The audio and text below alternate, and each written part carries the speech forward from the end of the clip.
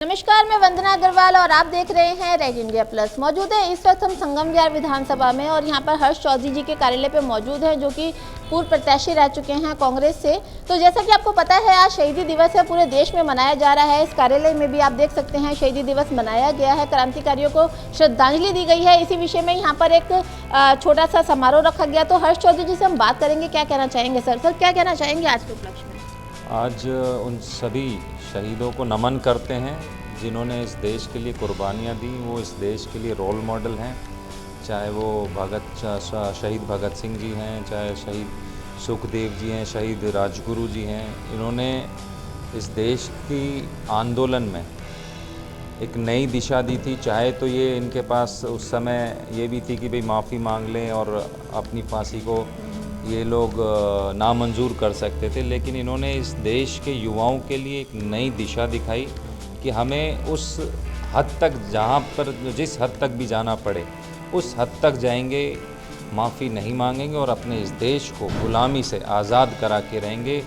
और शायद वही चिंगारी थी कि 1947 में सभी युवाओं में, सभी वर्ग के लोगों में, चाहे वो बुज़ुर्ग थे, नौजवान थे, सभी में एक चिंगारी जो इन्होंने जलाने का काम किया था, मैं समझता हूँ कि उसने एक आग का रूप लिया और सभी लोगों में वो जज्बा कायम किया, जज्बा डाला कि सभी लोग अंग्रेज़ों से आज़ादी चाहते थे।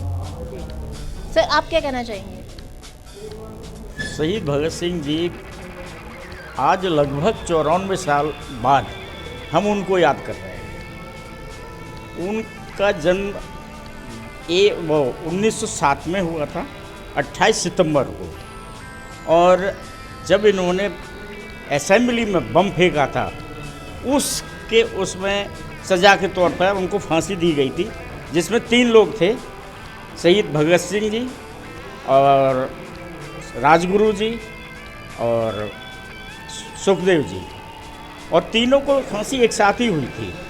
आज उनकी बहादुरी के तौर पे उनको हम याद करते हैं, उन्हें श्रद्धा सुमन अर्पित करते हैं, नमन करते हैं और आने वाली पीढ़ी को ये संदेश देना चाहते हैं कि बगैर त्याग किए, कुर्बानी दे के ही देश आज़ाद हुआ है। उसमें सबसे अधिक कुर्बानी जो दी है वो हम लोगों ने, यानी कांग्रेसियों ने दी है। बाकी जो लोग थे वो तो लोगों के, अंग्रेज़ों के साथ क्या किया सब जानते हैं, इसको बताने की ज़रूरत नहीं है। इसलिए हमें अपने पूर्वज जिन्होंने हमारे लिए कुर्बानी दी उन पर गर्व है और उसी गर्व के साथ उनको हम याद करते हैं। मैं 2 शब्द आपसे भी जानना चाहूँगी। मैं सुमलता जी। अभी जो हमारे निगम पार्षद या विधायक जो कांग्रेसी खड़े हैं, सब उनकी मतलब इतिहास के लिए ही बताते हैं कि उन्होंने कितने अच्छे काम किए। और ऐसे लोग कांग्रेसी थे और कांग्रेसी रहेंगे जो देश के लिए अपनी कुर्बानी देते हैं, वही इंसान कांग्रेसी है, नहीं तो नहीं है। सर, आप क्या कहना चाहेंगे आज के उपलक्ष्य में? जी, मैं तो सबसे पहले उन तीनों क्रांतिकारियों को श्रद्धांजलि देता हूं और ये बताना चाहता हूं कि इन कायर अंग्रेज़ों ने हमारे क्रांतिकारियों को एक दिन पहले फांसी दे दी, तो उनकी कायरता दिखती है कि भारत उस टाइम एकजुट होकर के, इकट्ठा होकर के इन लोगों के पे हावी हो गया था। तो इसीलिए इन कायर अंग्रेज़ों ने उनको एक दिन पहले फांसी दे दी। और जिस दिन फांसी हुई, भगत सिंह जी कहते थे कि जिस दिन मेरे को फांसी होगी उस दिन 1 लाख भगत सिंह जी पैदा होंगे, और वो हुआ। उसके बाद हमारा देश आज़ाद हुआ। तो हम अब उन क्रांतिकारियों को याद करें, तो मैं समझता हूँ हम अपने ही पापों को थोड़ा कम करेंगे, उन्हें याद करके जिन्होंने देश के लिए अपनी शहादत दी, अपने आप को निछावर कर दिया, घर परिवार बर्बाद हो गए, मगर उन्होंने अपने देश को अपना परिवार माना।